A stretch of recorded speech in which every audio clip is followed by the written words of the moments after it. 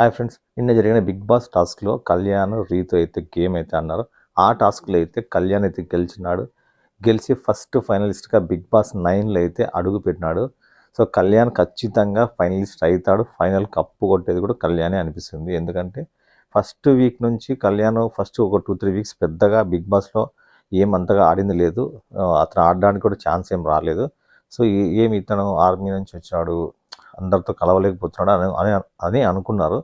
కానీ తర్వాత తన గేమ్ అయితే ఇంప్రూవ్ చేసుకుంటూ వచ్చినాడు. మధ్యలో కొంచెం తనుజతో బాండింగ్ ఏర్పడినా కానీ తర్వాత ఫైనల్ స్టేజ్కి వచ్చేసరికి అవన్నీ పక్కన పెట్టేసి గేమ్ మీద అయితే కాన్సన్ట్రేట్ చేసి గేమ్ అయితే చాలా సీరియస్గా అయితే అన్నాడు.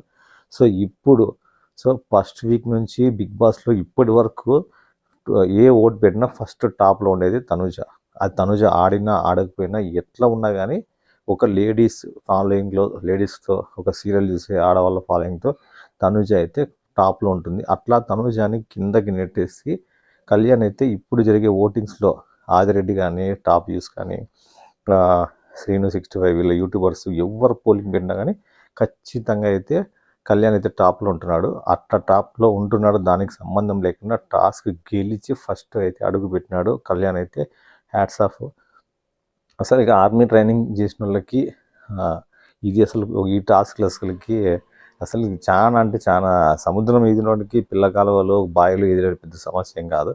అట్లా అసలుకి ఆర్మీలో ట్రైనింగ్ వేరే ఉంటుంది అసలుకి. కానీ ఇన్ని టాస్క్లు ఆడి ఇంత మైండ్ సెట్తో గేమ్ ఆడి కళ్యాణ్ అయితే ఈ బిగ్ బాస్ ఫైనలిస్ట్ అయితే అయ్యడం చాలా అంటే చాలా గ్రేట్. Hats off Kalyan. అసలుకి అగ్ని పరీక్షలోంచి వచ్చి ఒక కామన్ మ్యాన్గా ఒక బిగ్ బాస్ షోలోకి వచ్చి top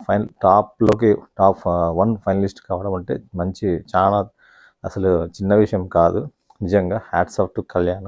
Kalyan is super, Kalyan great. Army Kalyan is very very great.